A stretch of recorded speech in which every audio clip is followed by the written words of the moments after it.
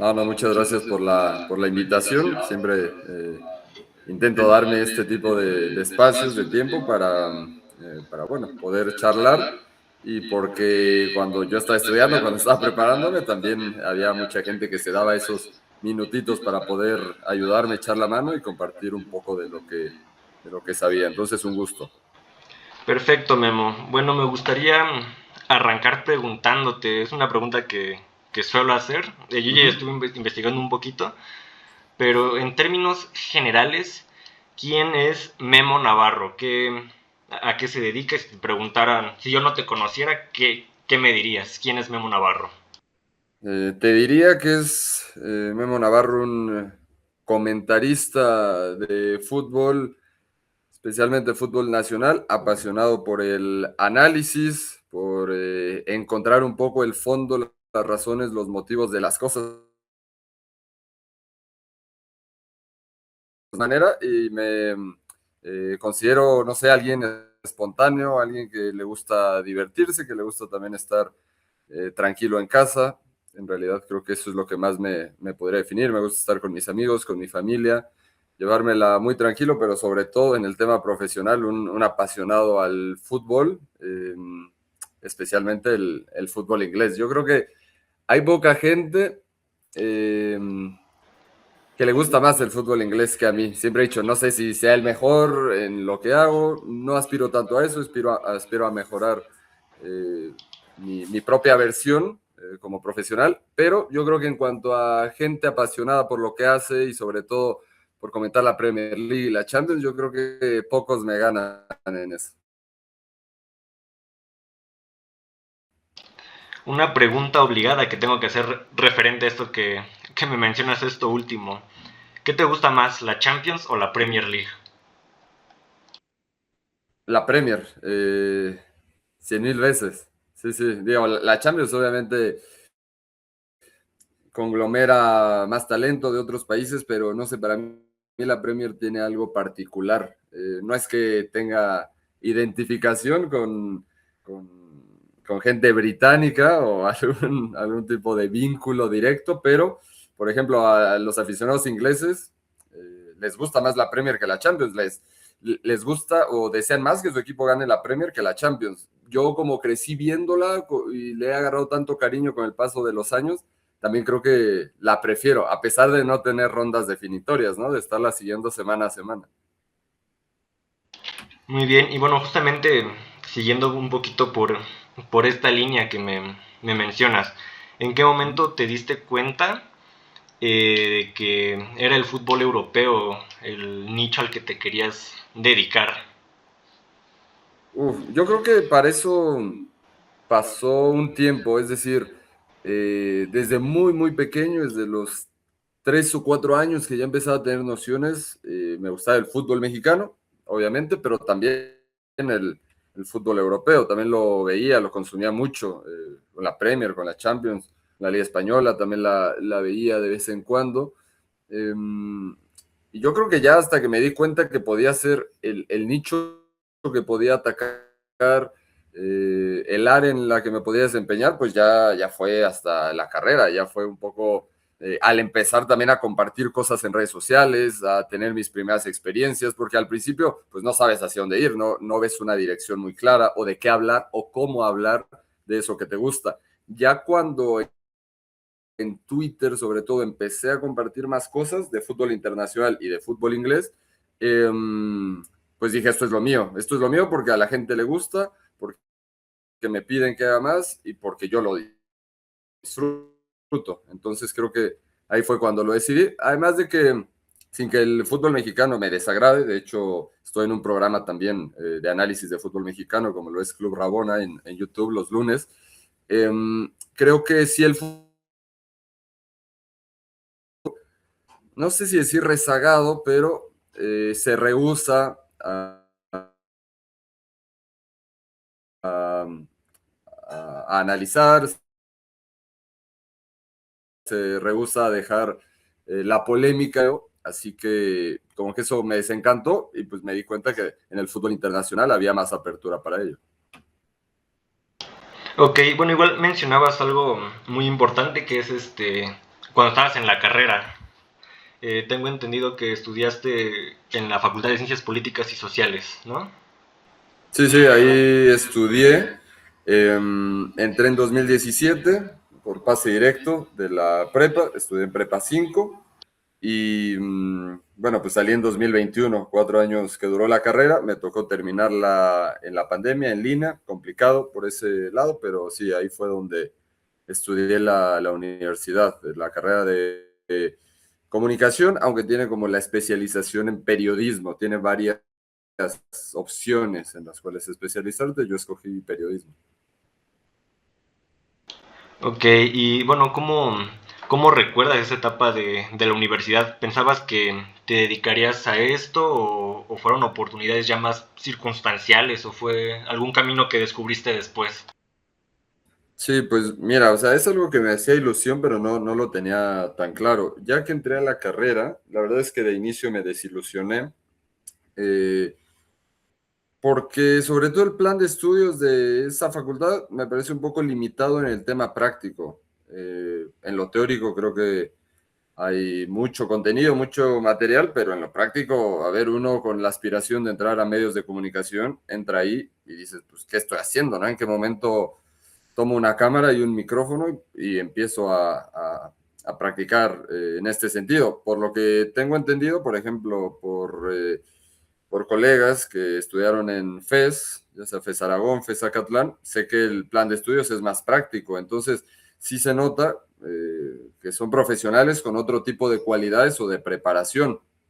Yo creo que lo que más aprendí en la facultad fue a redactar, un poco en este tema del pensamiento crítico, hacerme muchas preguntas, reflexionar. Creo que en eso está bastante bien, pero por lo mismo fue como muy paulatino el hecho de encontrar el rumbo o ese deseo, esa decisión concreta de dedicarme a esto. Ya que empecé a tener materias relacionadas a periodismo, como géneros periodísticos, me parece que es de tercer semestre por ahí, y que me gustaron esas tareas, esas materias en general, vi que se me daban un poco, yo creo que ahí fue donde ya dije, tiene que ser acá porque pues ya voy a la mitad de la carrera casi y creo que es por donde se me puede abrir camino, ¿no? Por ejemplo, luego nos dejaban tareas de hacer una nota, una crónica relacionada a cualquier tema, pues para mí era muy fácil hacerlo de fútbol, de algo relacionado al deporte,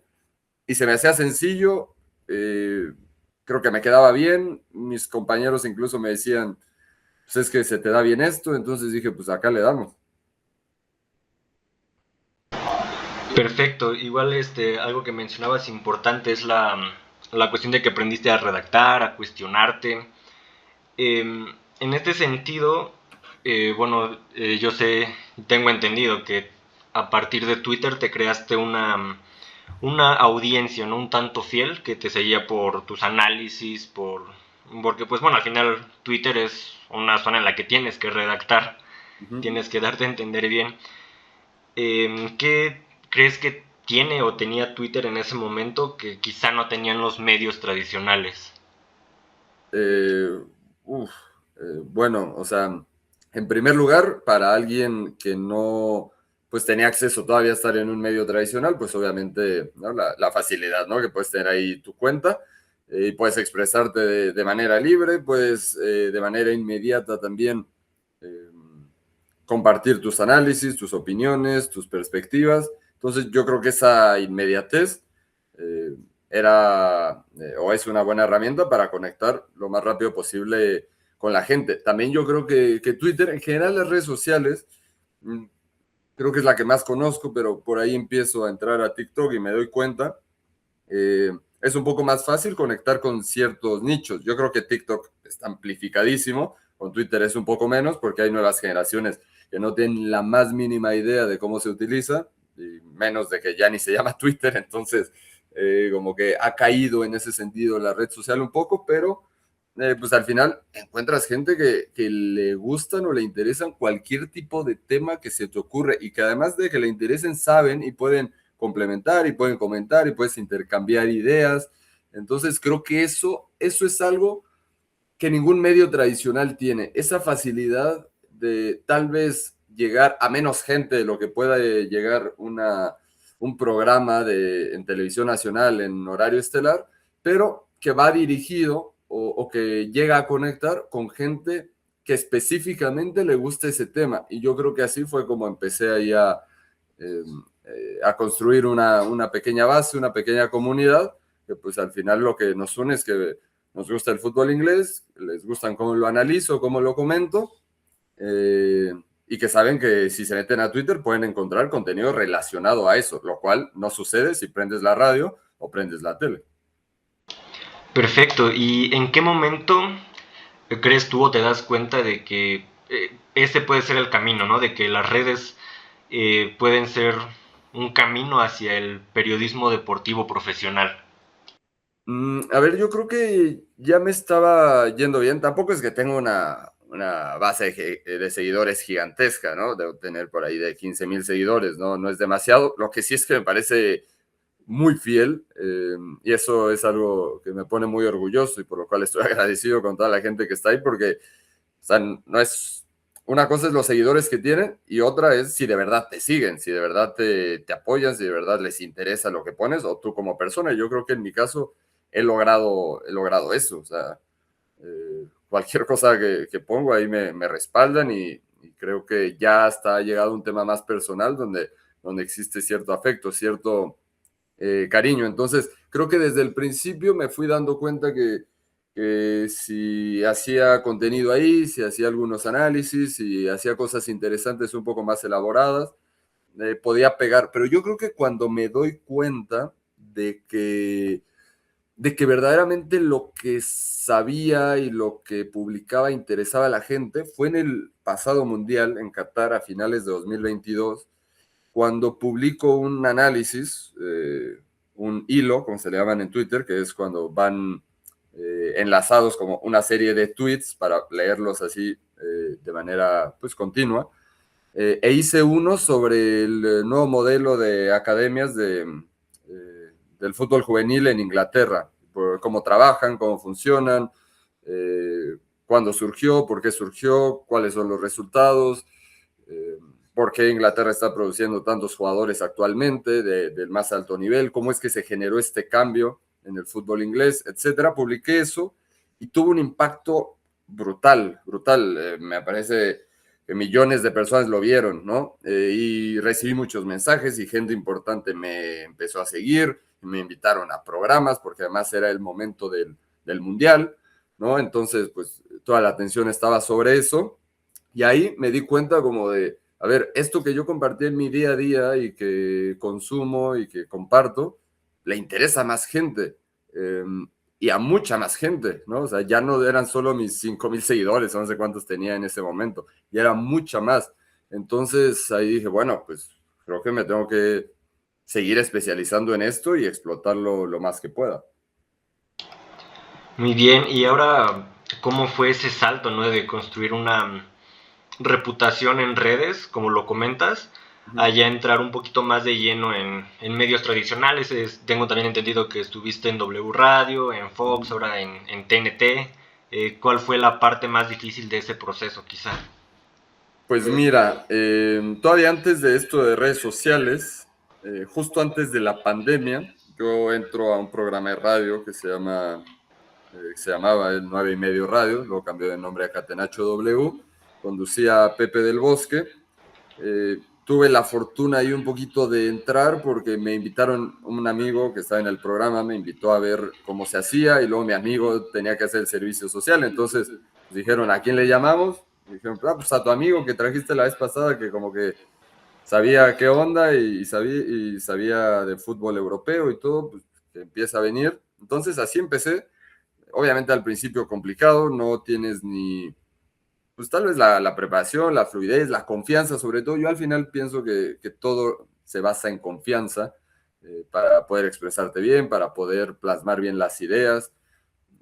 Entonces, bueno, así fue como empecé en medios tradicionales. Luego se corta todo por la pandemia, lo hacíamos a distancia, no era lo ideal, no era lo mismo, sinceramente. Y ya después regresamos a hacer el programa después de la pandemia y en 2023 eh, ya nos empiezan a tomar en cuenta los que hacíamos el programa para también comentar partidos. Entonces, en agosto de 2023, para esa temporada que iba iniciando, ya me consideraron, empecé a comentar partidos en radio de la Liga MX, la Liga Española, Bundesliga, Premier League, y eso al final pues fue esa preparación que necesitaba para una transmisión, obviamente muy guiado y muy asesorado por alguien como Pepe del Bosque, que es muy buen amigo y que al final es un referente por el estilo y porque hemos seguido su camino muy de cerca y nos ha puesto un gran ejemplo.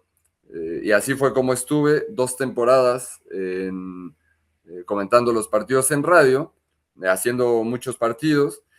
Y después ya, digamos, un poco de la nada, con el cambio de derechos que hay en la Premier League, que los pierde Fox Sports México y los toma Tubi, o sea, el nuevo Fox, pues me llaman, porque obviamente todos los comentaristas principales estaban bajo contrato en otras cadenas. Entonces por ahí me recomiendan, gracias a que, uno, me ubicaban de redes sociales y dos, con gente que compartía en radio, transmisión, estaban ya en el proyecto y dijeron, mira, ese chavo sabe de fútbol inglés, puedes probarlo y tal. Yo no había hecho televisión, entonces creo que pues tomaron un riesgo conmigo, sinceramente, pero lo aproveché bien desde mi punto de vista y eso que hice me sirvió para luego llegar a TNT Sports.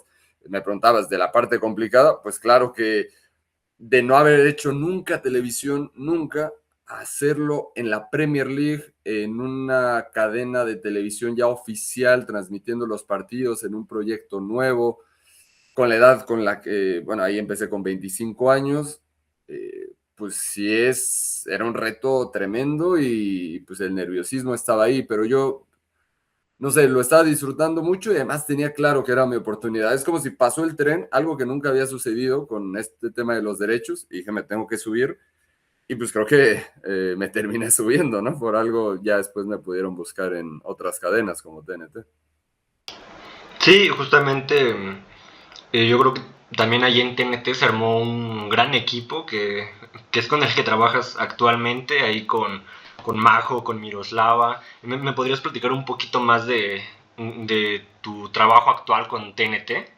Sí, pues mira, yo creo que una gran fortaleza de TNT actualmente, no conozco cómo era antes, obviamente, pero que yo noto, pues es el buen ambiente, el buen rollo que existe. La mayoría son jóvenes, no quiero pegarle a nadie, entonces te voy a decir, todos son jóvenes,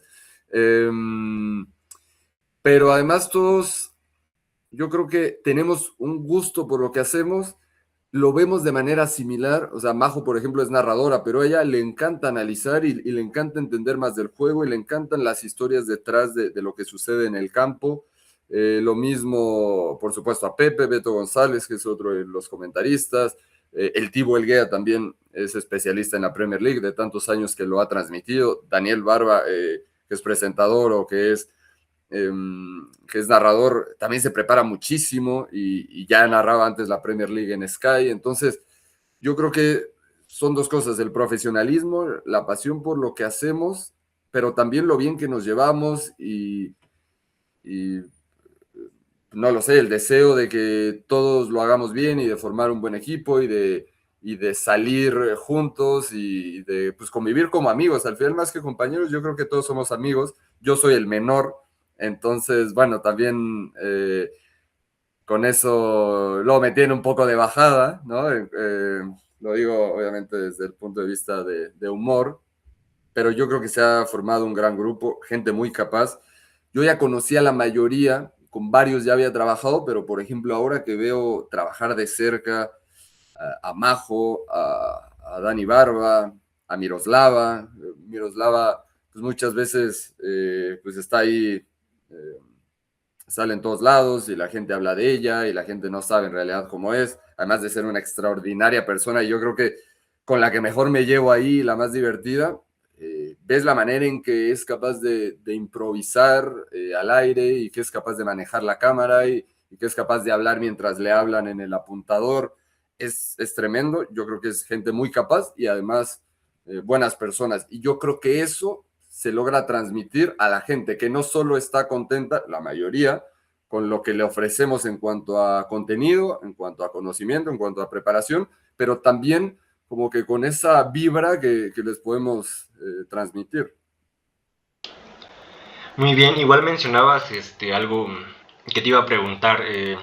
Mencionabas que Majo no es alguien a quien le gusta mucho el análisis, saber las historias. Y bueno, yo sé que tú también eres analista, te dedicas a eso realmente. Uh -huh.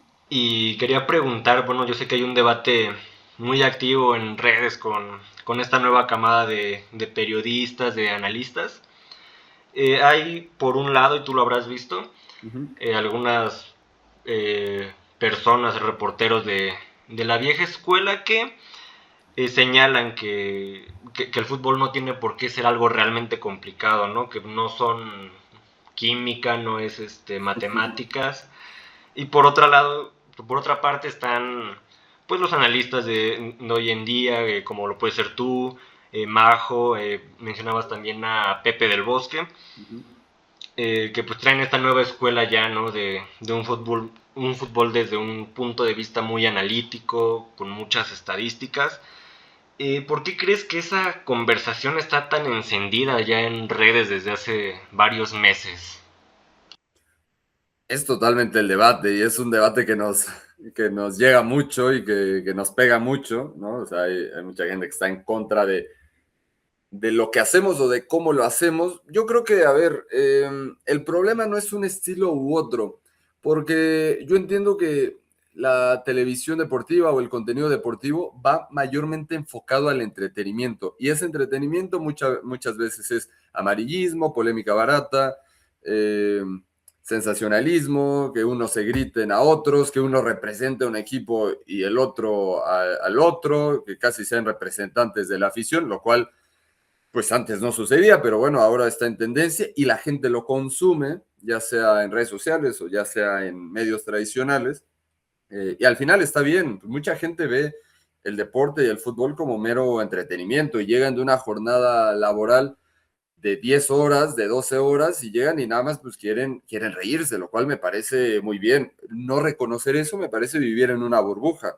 Yo no puedo esperar que toda la gente se levante a las 9 de la mañana como yo lo hago y y que su único trabajo sea ver fútbol, lo cual, claro, tiene su complejidad, pero la gente no ve el fútbol de esa manera, la mayoría. Entonces, creo que es válido que esté esa polémica y que esté ese entretenimiento. Yo creo que el problema es que así como hay parte de polémica, hay contenido informativo, ¿no? Como lo son los noticieros deportivos, pues también tendría que haber un porcentaje de la distribución en cuanto a la programación, pues para un poco más de análisis. O sea, no te digo que todo sea análisis, no, eso es inviable económicamente en cuanto a modelo de negocio, la gente no lo podría consumir al 100%, tal vez no le gustaría, simplemente que hubiera un poco más de cabida. Es simplemente otra manera de ver el fútbol que también satisface el interés de cierta audiencia, de cierto nicho, y nosotros lo vemos porque hay gente que le gusta lo que hacemos, que se identifica, que le gusta usar conceptos, que le gusta usar palabras, que le gusta aprender de táctica.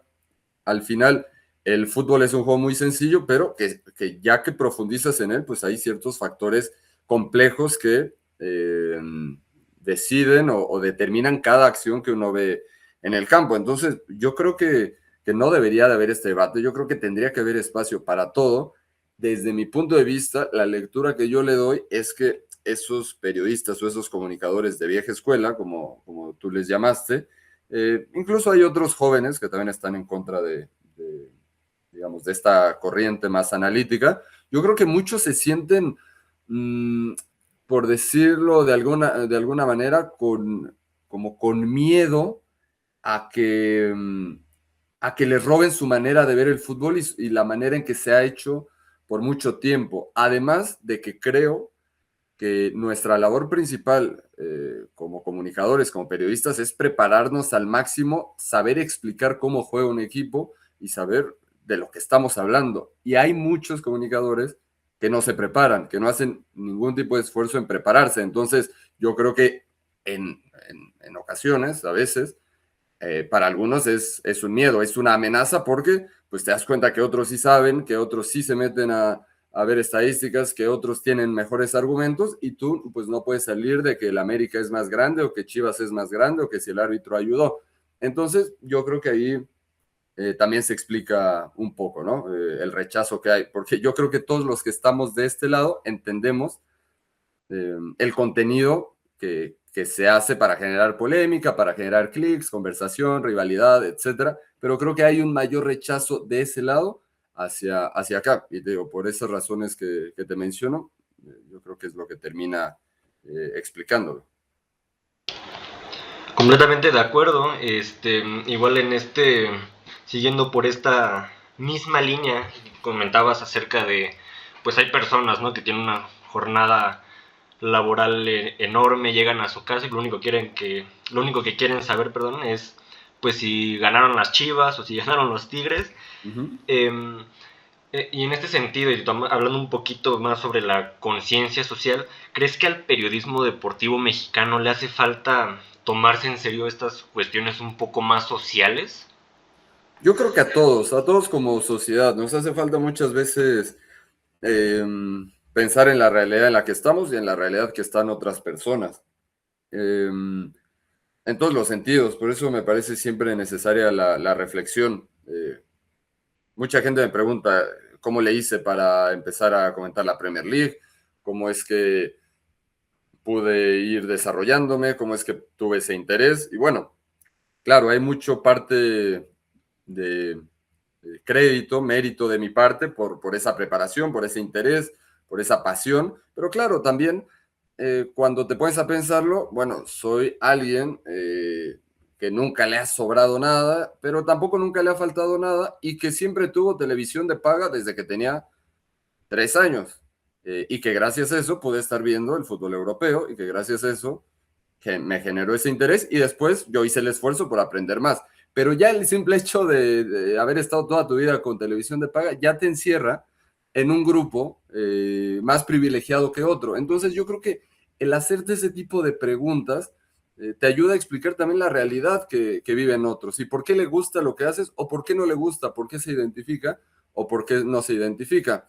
Entonces sí, creo que tanto a nivel medios de comunicación como a nivel sociedad, a veces nos hace falta tener ese pensamiento crítico, esa reflexión, ese ver cuál es la realidad del otro. Y entonces creo que también a veces a nosotros nos cuesta ver esa parte de que los aficionados quieren consumir cierto tipo de contenido porque su contexto los lleva a eso. Y yo creo que también de otra parte del periodismo, de otra corriente, también les hace falta darse cuenta que viene una generación de jóvenes eh, que busca otro tipo de contenido, que tienen acceso a más información, que ya se hartaron del mismo contenido año tras año, por décadas, y entonces que quieren otra cosa. Yo creo que cuando te haces ese tipo de preguntas desde el bando, por así decirlo, en el que estés, entiendes por qué hay gustos de un lado, por qué hay preferencias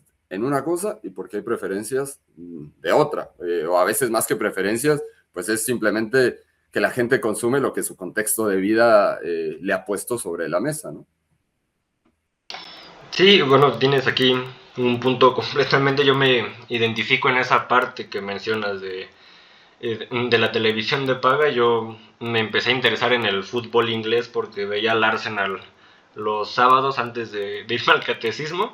Entonces, pues sí, yo estoy completamente de acuerdo en esa parte. Igual, bueno, ya para cerrar un poquito con esta parte de esta corriente del periodismo deportivo actual, Uh -huh. ¿tú crees que el periodismo deportivo se está volviendo más profundo y profesional o solo está cambiando de lenguaje para adaptarse a un nuevo público o a una nueva era digital?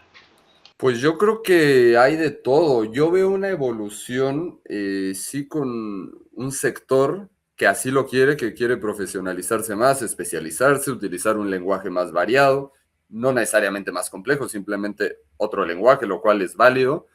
Pero también de pronto me parece que el periodismo se está rezagando o está retrocediendo, porque tú que estás que estás estudiando, que estás por titularte, estás en toda esa fase, pues tendrás muy frescos ciertos fundamentos básicos del periodismo, ¿no? Revisar tus fuentes, el corroborar datos, el poder contrastar fuentes, etcétera, etcétera, que cada vez en muchos sectores, en mucho contenido, lo veo menos. Es que a la gente ya no le importa revisar si es cierto algo, lo comparte, lo da por hecho, eh, no da derecho de réplica si es que difunde una información. Entonces, por un lado, creo que el periodismo ha evolucionado, hay gente que quiere evolucionar o hacerlo diferente, hacerlo mejor, pero también por otro lado, de pronto creo que sí te encuentras con un rezago tremendo, con cosas básicas que desde mi punto de vista son inadmisibles. Entonces, si yo me tuviera que decantar con una, te diría que sí ha mejorado, que sí ha evolucionado, pero que ese paso que se está dando adelante no se está notando porque hay varios que se están dando hacia atrás. Sí, completamente de acuerdo. Siguiendo un poquito con esta línea, me gustaría preguntar qué te gustaría que la gente entendiera sobre esta labor, ¿no? De las personas que ejercemos el periodismo, que quizá aún no entienden. Igual enfocado un poquito en el periodismo deportivo, ¿no? En particular. Bueno, esta es una buena pregunta. Te voy a hablar desde mi posición. Eh, Hay mucha gente ya un poco, te voy a decir, mal acostumbrada a este contenido de sensacionalismo amarillista que se está publicando y que está prevaleciendo actualmente y en los años recientes. Entonces yo creo que mucha gente ya da por hecho que siempre el contenido va hacia esa dirección. A mí lo que me gustaría que la gente supiera es que no todos estamos optando por ello, porque a veces uno analiza el parado táctico del América, por qué defiende mal, por qué está atacando mejor, por qué este refuerzo le puede venir bien al esquema de Jardine, lo que sea, y lo que te comentan es que eres un vendido, que ya eres como los de no sé dónde, no sé qué televisora, y dices, oye, a ver, espérame, o sea, yo no estoy involucrado en toda esa corriente, a mí no me importa hablar de un equipo u otro, yo intento darle el mismo peso, la misma seriedad, con la misma preparación, pero la gente, pues sí, ya está un poco mal acostumbrada a que todo sea, el contenido sea de esa forma y además generando rivalidades, generando insultos, generando roce entre los aficionados, entre los propios comentaristas. Entonces, si me preguntas, ¿qué te gustaría que la gente supiera? Bueno, pues que no todos estamos intentando hacer ese tipo de contenido y que no a todos nos interesa la polémica, ¿no? Que habemos quien queremos prepararnos y quien somos lo más neutrales posible y que para esa preparación pues también tienes que dedicar horas y tienes que dedicar mucho tiempo viendo fútbol y mucho tiempo investigando. Yo creo que eso es algo que la gente no ve. Publicaba yo un video de cómo preparo los partidos, haciendo apuntes en mi libreta y todo, le dedico un par de horas antes de cada partido, lo cual me parece lo básico si te dedicas a eso, y hay mucha gente, muchos chicos, que me ponían, mira, yo pensé que solo se sentaban a hablar. Y digo, no, no, es que parece un trabajo sencillo, porque muchos comunicadores lo hacen ver sencillo porque pues, dicen cualquier cosa, pero en realidad pues es algo que requiere preparación como cualquier otro trabajo. Entonces yo creo que eso me gustaría que la gente supiera más de lo que hacemos. Ok, y bueno, siguiendo igual por esta línea, ¿qué futuro para el periodismo deportivo específicamente en México ves y cuál te gustaría ver a ti? A mí me gustaría ver, como te digo, un poco más de preparación, un poco más de espacios diversos para otro tipo de contenido. Y no solo análisis táctico, que haya más historias culturales, relacionadas a los contextos sociales y políticos de cada país, que uno pueda aprender. Eso es lo que me gustaría ver a mí, que estuviera más equilibrado, ¿no? La parrilla de programación de los medios tradicionales y que eso pues, repercute un poco también en lo que uno consume en redes sociales. Ahora bien, eso es como la parte romántica del asunto, lo que me gustaría ver. Ahora, no creo que podamos ver eso. Yo creo que la dirección está clara, es más entretenimiento, es fomentar estas rivalidades, fomentar la polémica, el amarillismo. Creo que el contenido también en redes sociales relacionado al fútbol tiene también toques más, además de esto que comento, toques más de humor, toques más de entretenimiento. Entonces, bueno, no me voy a, no voy a decir que es lo peor del mundo, pero creo que la dirección está clara. Entonces, si me preguntas cuál es el futuro, cuál es la dirección que veo en el periodismo deportivo, pues yo creo que va a ser ese. Por lo tanto, más que comunicadores especialistas o eh, periodistas deportivos pues formados, pues yo creo que cada vez tendremos más especialistas, expertos en crear contenido que entretengan a la gente, lo cual no lo digo de manera despectiva, al contrario, yo admiro la capacidad que tienen para generar ideas, el carisma que se tiene que tener, el tiempo que hay que dedicarle, todo. O sea, no me parece que no sea una labor digna, simplemente, pues creo que ya es más creación de contenido, más humor, más entretenimiento que periodismo como tal, como lo conocemos o como lo aprendimos. Ok, bueno, igual en esta parte comentabas cosas interesantes, ¿no? Acerca de la preparación, de gente más preparada ya en cosas más específicas. Uh -huh. Em, ¿Qué consejo le podrías dar tú a alguna persona que hoy no sabe si quiere dedicarse al periodismo, que a lo mejor está escogiendo carrera, pero que tiene ahí la espinita, ¿no? De hacerlo, y específicamente en lo deportivo, en lo social? Yo creo que la situación es complicada en esta profesión y en cualquier otra, o en muchas. Entonces yo creo que si está el deseo, si está la decisión, la convicción de estudiar esto, adelante. A mí me gusta poner mi historia no como ejemplo de que tienes que llegar ahí a los 26 años, de que tengas un camino como el mío, no, porque es improbable, porque es un caso un poco más aislado, pero me gusta utilizar mi historia para decirle a los chicos que es posible, que yo salí de una preparatoria y una universidad pública, que a mí no me faltó nada, que yo no necesité, lo digo con todo el respeto, estar en el TEC, en la NAHUAC, en la Ibero, tener muchísimos privilegios en todos los sentidos. Yo creo que los tuve, pero en ciertas cosas nada más, no, como te digo, no me faltó nada tampoco. Entonces, yo les diría que es posible con preparación, posible con esa tenacidad, con ese deseo, con esa pasión por aprender más y sobre todo que la base es prepararse, es ver muchísimo fútbol, es verlo con la mayor atención posible. Si no lo puedes ver por alguna razón, documentarte, estar viendo, leer, ver documentales, leer libros, leer artículos, aprender algún idioma. Es decir, la situación es compleja, pero que es posible si se preparan. Y yo creo que actualmente también es clave especializarse. Yo no sé si mi contenido hubiera sido de fútbol mexicano y de fútbol alemán y de fútbol español y de fútbol inglés, si hubiera logrado lo que he logrado hasta el momento. Yo creo que sí en este punto tienes que decir, yo soy el que más sé o de los que más saben de fútbol inglés, por dar un ejemplo. Yo soy el que más sabe de este tema.